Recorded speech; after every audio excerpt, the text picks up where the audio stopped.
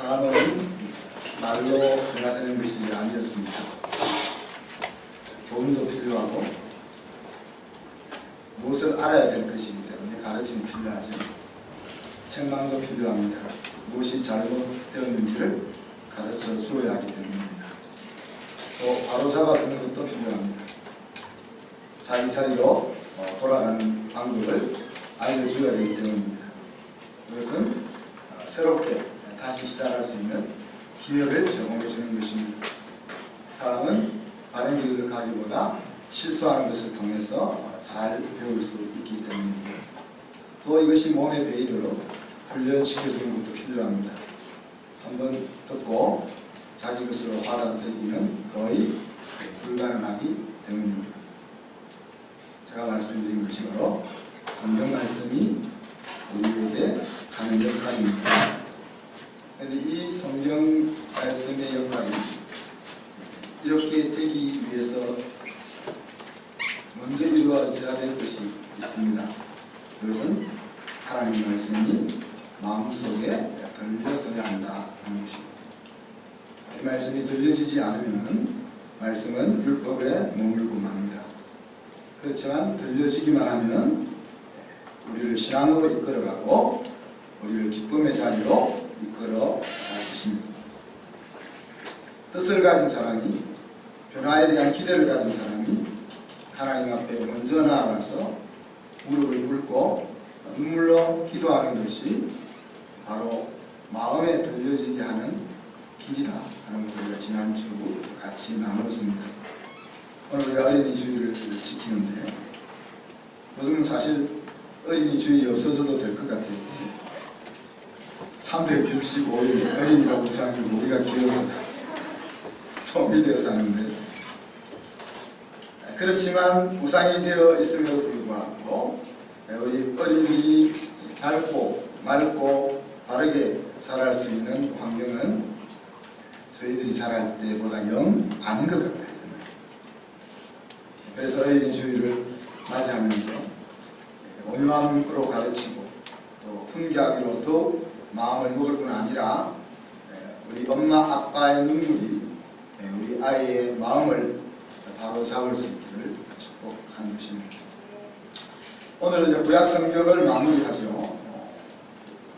그래서 그 사람을 변화시키는 방법에 대해서 지난주에 우리가 읽어보았는데, 구약 성경을 마무리하면서 쭉 보니까 여러 띵 위주로 나아가는데, 끝으로 오면서 이스라엘 나라라는 것이 성전 중심의 나라였다 하는 것을 우리가 살펴보게 됩니다.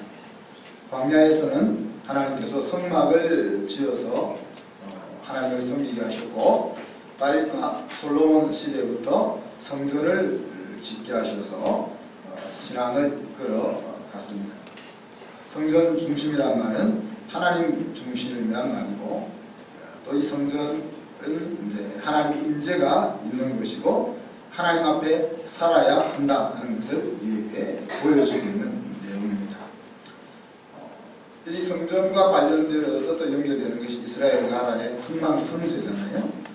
이스라엘 나라의 멸망에는 4개의 큰 제국이 연결되어 있습니다.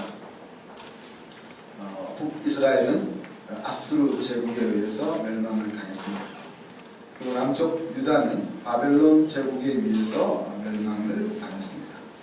그러나 남유다가 바벨론 제국에 의해서 멸망을 당했지만, 사실 이 바벨론 제국에 의해 이스라엘이 멸망당함으로 인해서 하나님은 온 열국에 그 이름을 더 높였던 것들을 우리가 선지서를 통해서 살펴보았습니다. 바벨론에 의해서 느부갓네살 왕 때 성전이 파괴되고 이스라엘 백성들 가운데 유력한 자들은, 왕족들과 귀족들은 다 포로로 잡혀갔습니다. 그 가운데 우리는 다니엘과 세 친구의 포로 생활 속에서의 활약상을 우리가 선지서를 통해서 봤고, 또 벨사살 왕이 교만해서 죽는 것도 우리가 봤습니다. 이 바벨론 제국이 뒤를 이은 것이 페르시아 제국이죠. 페르시아 제국을 가리켜서 성경은 하나님께서 목자로 들어 사용한 나라다, 그렇게 표현을 했습니다. 이 페르시아 첫 번째 왕 태조라 그러죠. 첫 번째 왕 고레스가 칙령을 내려서 총독을 위시한 42,000여 명의 헌신자들을 예루살렘으로 돌려보내서 성전을 재건하라, 그렇게 명령을 합니다. 그렇지만 1년이 못 되어서 성전은 재건은 중단되고 말았습니다. 여러 가지 어려움이 있었죠. 넓은 이스라엘 땅에 인구가 희박했던 것, 또 42,000명밖에 올라오지 않았습니다. 부족한 노동력, 또 학교에서 앞부분에 나와 있던 흉작, 그리고 성전 재건을 반대하는 세력들과의 갈등, 특히 귀족들과 왕족들이 다 잡혀간 바벨론으로 끌려간 이후에 70년이 지나면서 사마리아 땅을 중심으로 해서 그곳에서 토착 세력들이 이제 힘을 키우기 시작했습니다. 그들이 이제 자리를 잡고 이스라엘에서 나름대로 힘을 발휘하고 있는데 옛 지도자들이 다시 올라온 것이죠. 그러니까 이 사이에 갈등이 생기게 되는 겁니다. 그런데 이 사마리아 땅을 중심으로 했던 그 신흥 토착 귀족들이 우리도 같이 성전을 재건하자. 이스라엘 나라가 성전 중심의 나라니까 성전을 재건한다는 것은 그 나라의 권력이 그쪽으로 이동한다는 것을 의미하기 때문에 그들이 지금 겨우 이렇게 확보해 놓은 권력을 빼앗기지 않기 위해서 그들도 성전 재건에 동참하겠다고 요청을 했지만 올라왔던 42,000명, 그들은 너희들하고 우리 같이 안 해, 그렇게 거절하게 됩니다. 자, 거절하게 되니까 여러 가지 방해를 하다가 결국 아닥사스다 왕 때에 상소를 벌이죠. 쟤들이 저렇게 성전을 건축한 다음에는 반역을 일으킬 겁니다 라는 상소를 올리고 결국 아닥사스다 왕이 조서를 내려서 1년이 채 못 되어서 536년입니다. 그때 이제 성전 재건이 중단이 됩니다. 그리고 한참 한 15년 정도가 흘러서 오늘 다리오 왕 2년이 되었습니다. 다리오 왕 2년이 되어서 다시 이 다리오 왕이 스룹바벨, 대제사장 여호수아, 선지자 학개, 스가랴 이 사람들을 중심으로 해서 멈췄던 성전을 다시 재건하라는 조서를 내리게 되는 겁니다. 그리고 페르시아가 이제 망하고 나중에 로마 제국이 등장하면서 예수 그리스도의 세계가 준비되는, 그렇지만 로마 제국의 왕성함은 로마 장군 디도에 의해서 다시 한번 그 예루살렘 성전이 파괴되는 이런 역사가 말씀 속에 담겨 있다는 거죠.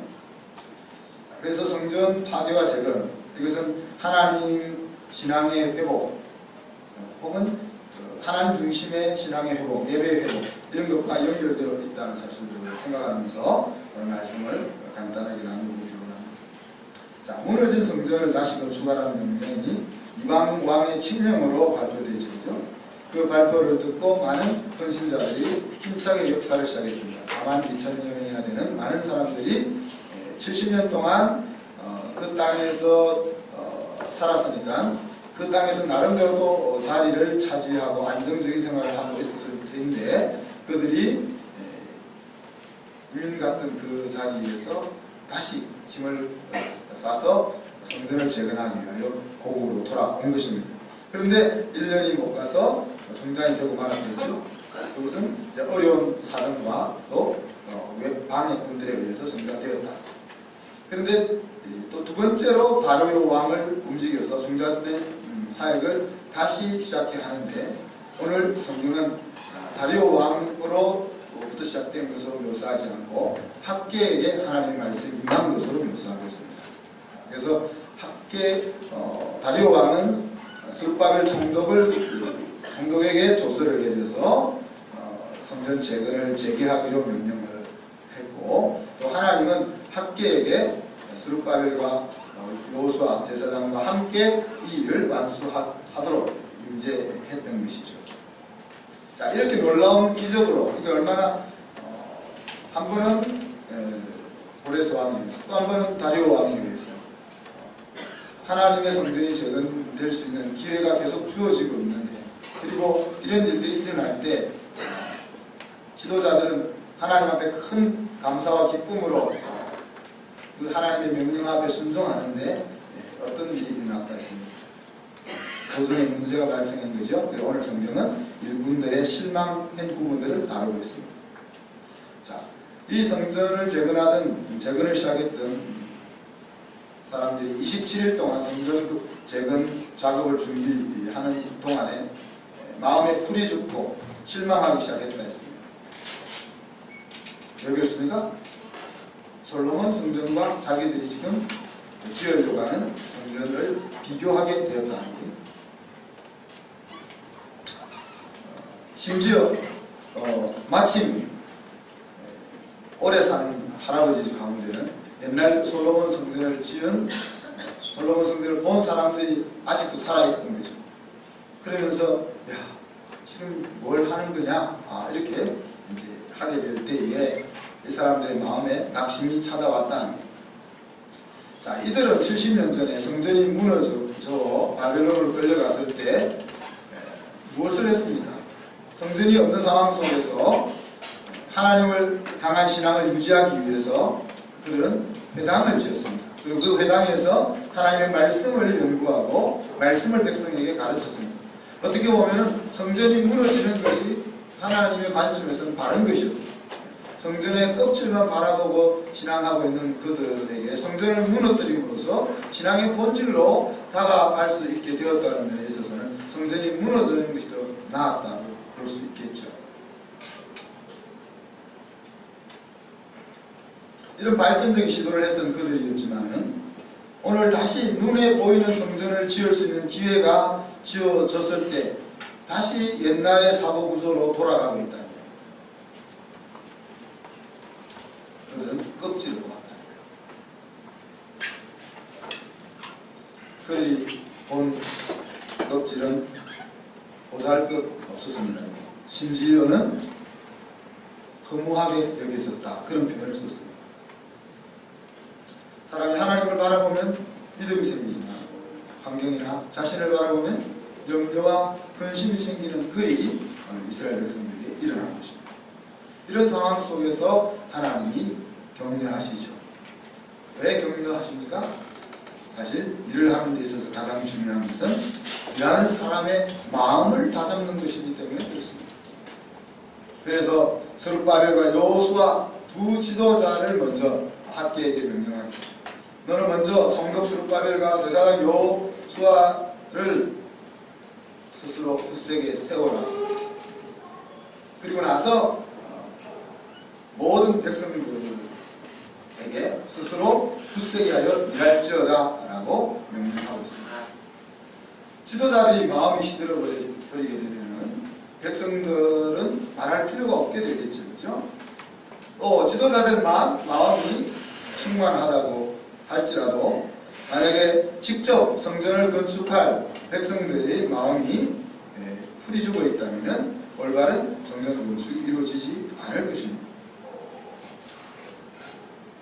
하나님께서 스스로 굳게 해야 될 이유를 얘기하시면서 내가 너와 함께 한다는 말씀을 주셨습니다. 너희들이 가지고 있는 재료는 보잘것 없어 보일지 모르지만 내가 너희와 함께 하기 때문에 너희는 충분히 풀이 죽지 않고 용기를 가질 수 있다는 것. 다시 말하면 하나님은 이 사건 속에서 성전이 무너지고 성전이 다시 세워지고 무너지고 하는 이 과정 속에서 성전의 개념을 바꾸고 있다는 것. 이전에 이스라엘 백성들에게 있어서 성전의 영광은 화려함에 있었습니다. 그 속에 담겨있는 법궤에 있었습니다. 하나님이 주셨던 행하셨던 놀라운 기적들의 기념물들에 있었습니다. 하나님은 성전을 황금으로 화려하게 꾸미게 했습니다. 그래서 하나님의 임재의 영광의 껍질이 어떤 것인지를 보여주셨습니다. 그러나 그렇게 보여주시고는 성전을 무너지게 하셔서 그것이 본질이 아니라는 것을 이야기하고 있는 거죠. 성전의 영광의 본질은 하나님의 임재에 있다.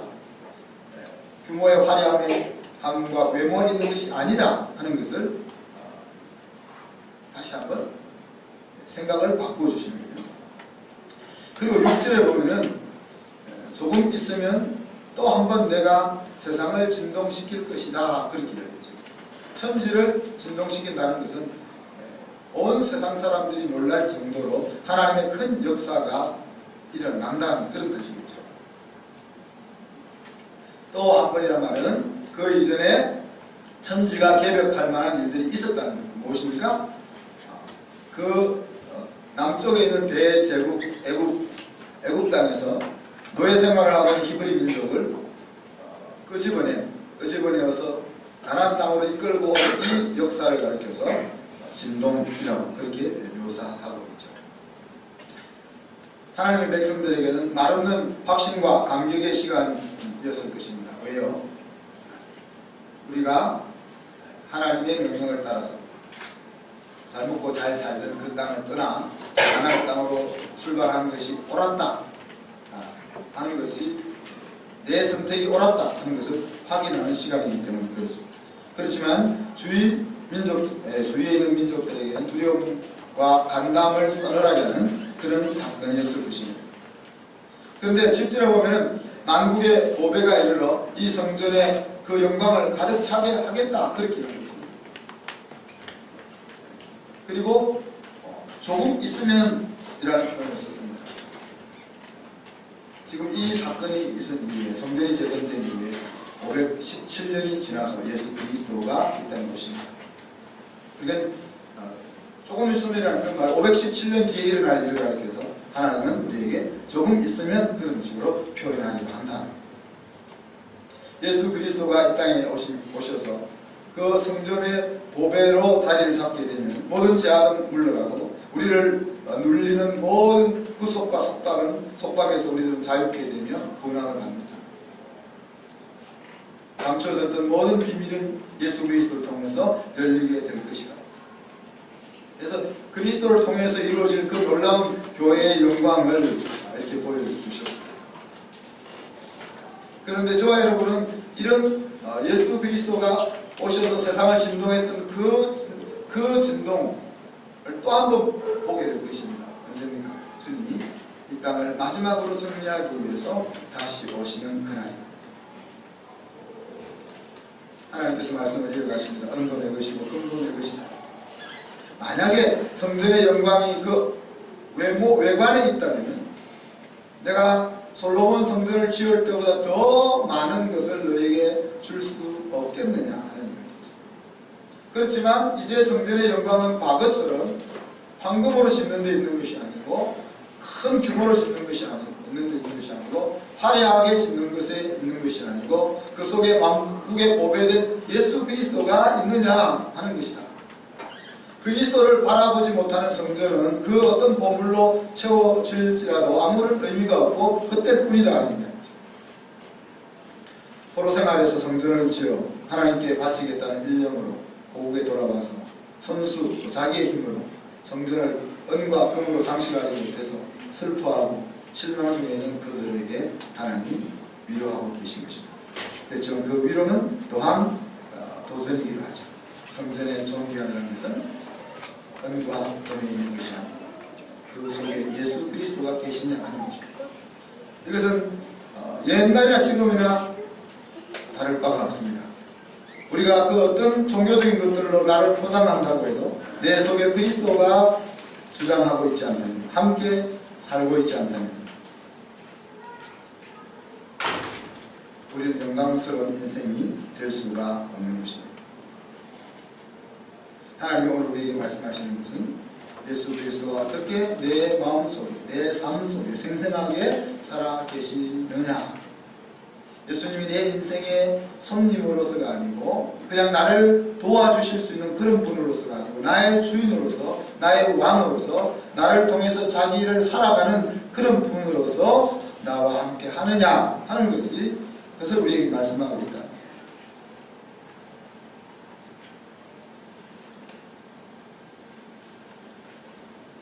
예수 그리스도를 믿어서 구원을 얻는다는 것은 무엇과도 바꿀 수 없는 인생의 경험입니다. 그렇지만 하나님은 우리를 거기에 머물러 두기를 원치 않고 더 놀라운 신앙의 경험을 원한다는 건 무엇입니까? 바로 예수 그리스도를 모신 성전이 되어가는 것이다. 성전다운 모습으로 가꾸어져 가는 것이다. 나 자신. 그래서 구절에 보면 이전 영광보다 나중 영광이 크겠다. 사실 솔로몬 성전에는 법궤도 있었고 금방패도 있었고 영광의 빛과 구름이 가득했습니다. 이런 영광이 스룹바벨 성전에 충만했었던 일이 있었느냐? 없었습니다. 그렇다면 무엇으로 어떻게 나중에 영광이 이전 영광보다 크다고 말할 수 있겠습니까? 예수 그리스도를 통해서 영광스러워질 교회를 말하고 있는 것입니다. 사랑하는 성도 여러분, 성전이 무너진 주된 원인은 우상 숭배와 지도자들의 폭정이었습니다. 하나님은 자기 백성들을 깨우치시는데 제국을 막대기로 사용하셨습니다. 그러나 그 제국들 역시 다 사라지고 말았습니다. 제국이 사라진 이유는 그들의 교만함 때문이었습니다. 이 과정 속에서 하나님은 우리에게 성전의 개념을 새롭게 열어주셨습니다. 구체화시켰습니다. 그래서 껍질로 지어진 그 성전, 그것은 우리 예수 그리스도를 통해서 지어질 마음의 성전의 모델로 우리에게 지어주십니다. 그리고 그 성전의 중심은 예수 그리스도임을 이야기하고 있고, 예수 그리스도를 마음에 모시고 마음의 성전을 지어가는 사람들을 아브라함의 자손으로 이어가고 있습니다. 마태복음으로 우리가 넘어가서 마태복음 다 하려고 하는 겁니다. 앞부분에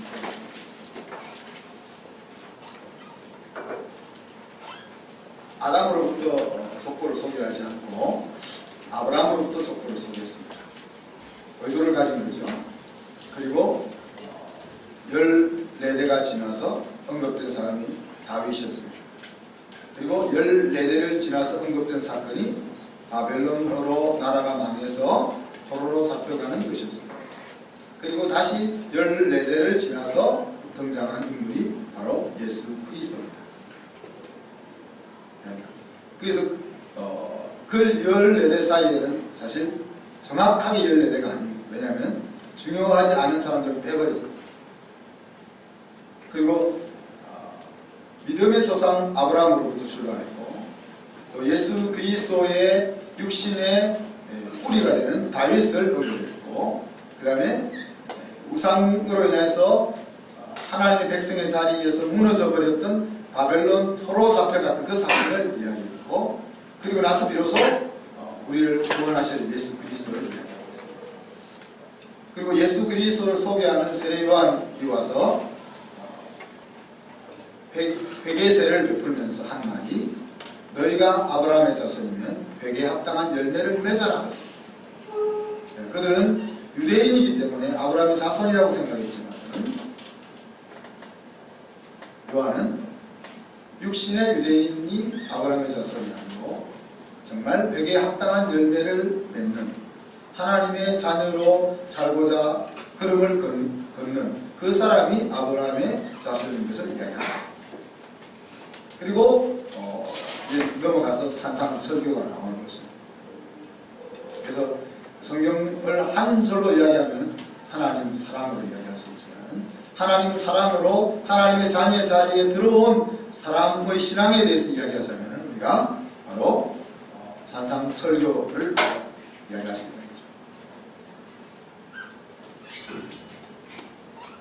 그래서 다시 이야기하면 이 하나님께서 바꾸신 이 성전의 개념에 따라서 예수 그리스도를 마음의 중심에 모시고 그리스도가 살아가시기에 편리한 집으로 지어가는 그 사람을 아브라함의 계보로 부르고 우리를 그 자리에 설 수 있도록 도전하고 있다 하는 거예요.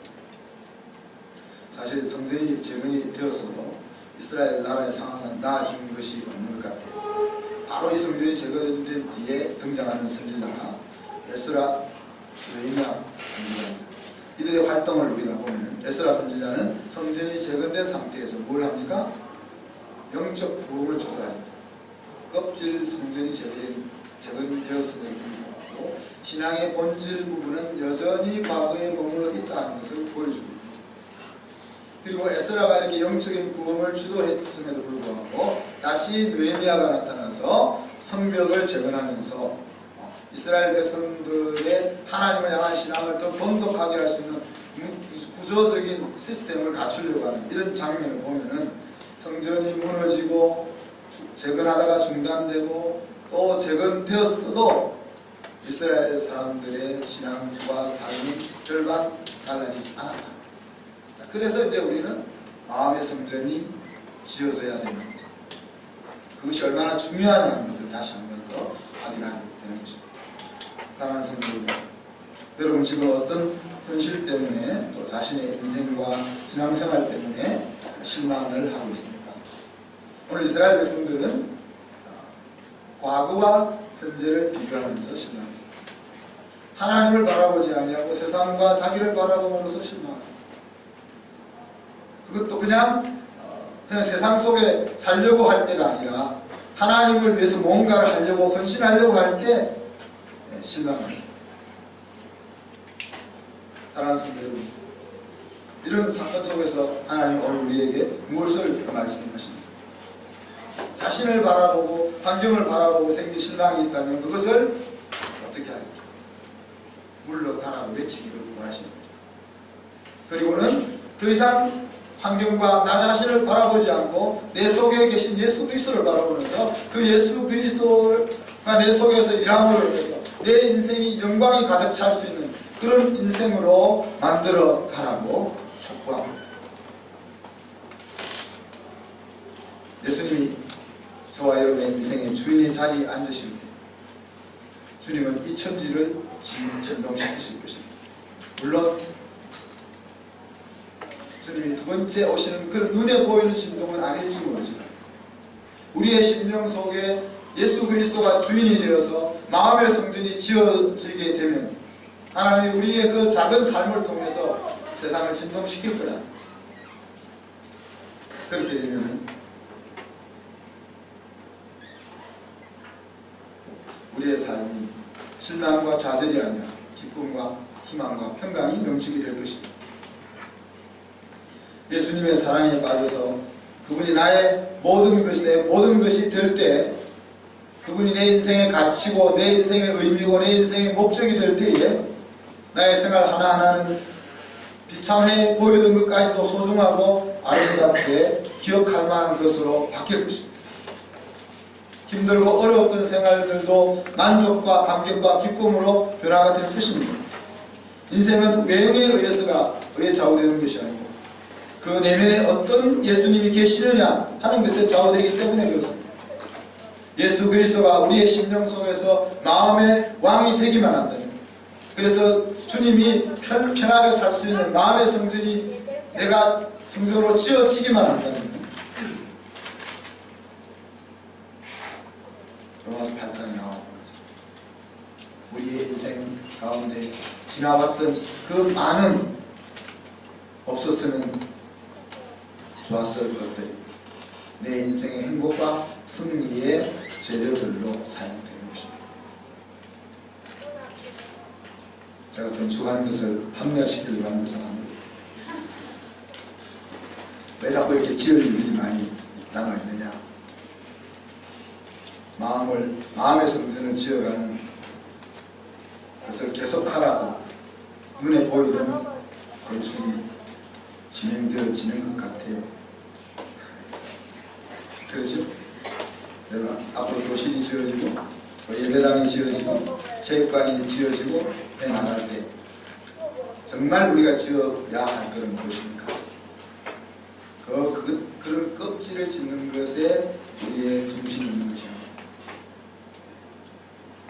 우리의 내면에 예수 그리스도가 그하고 편리한 예수 그리스도가 나를 통해서 대신 살아가는 그런 성전을 짓는 그 일에 우리가 집중할 수 있기를 주님으로 축복합니다. 같이 말씀 생각하면서 다시 한번 기도합니다. 하나님, 영광스러운 마음의 성전을 짓게 하소서.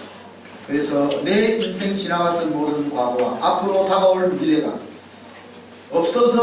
없었으면 좋았을 것 하나하나까지도 가치와 의미로 변화되게 하여 주옵소서. 같이 한번